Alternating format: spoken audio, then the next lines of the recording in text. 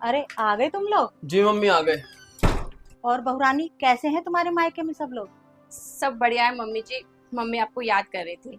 अच्छा, चलो कपड़े बदल के अब थोड़ा आराम कर लो।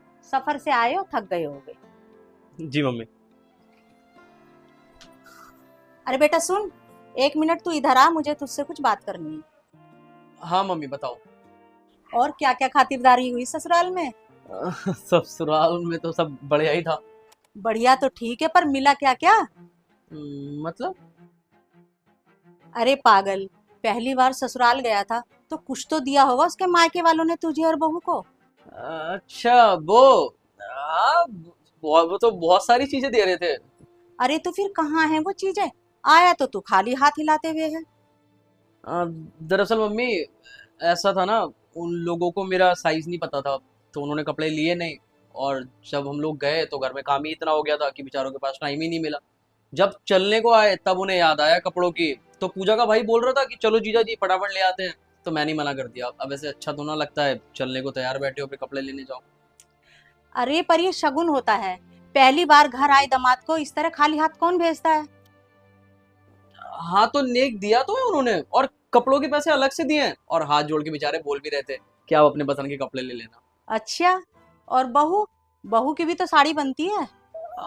तो पूजा को भी उसकी साड़ी के पैसे दिए उन्होंने। अब देखो आपको तो पता ही है ना मम्मी, आजकल सब लोग अपनी पसंद के कपड़े पहनते हैं। अब ऐसे में बेचारा कोई पैसे भी खत्म करे, कपड़े भी लेके आए, और सामने वाला पहन ही ना, क्या फायदा? इससे बढ़िया पैसे दे दो, जिसको जो कपड़े पहनने हैं वो ले लेगा अपने मन के। हाँ ये भी सही है। वैसे इतना ही दिया या और किसी चीज के पैसे भी दिए हैं? हाँ, आपकी भी साड़ी के पैसे दिए हैं, और बोल भी रहे थे कि अगली बार समधिन जी को साथ लेके आना, कोई बहाना नहीं चलेगा। ये लो। वैसे एक बात तो है, तेरे ससुराल वाले हैं बड़े अच्छे। वो तो है मम्मी। चल अब तू जाके आराम कर ले, थक गया होगा। हाँ ठीक है, मैं आता हूँ।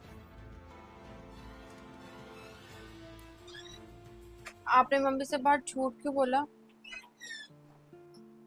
क्योंकि मैं अपनी मम्मी को बहुत अच्छे से जानता हूँ पूजा।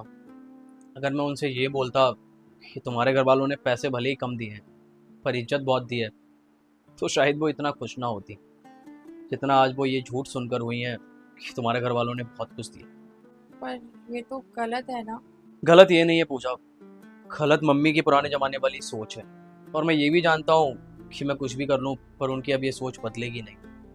पर एक झूठ बोलकर मैं अपनी बीवी की इज्जत उनकी नज़रों में हमेशा के लिए बढ़ा जरूर सकता हूँ। पर क्यों?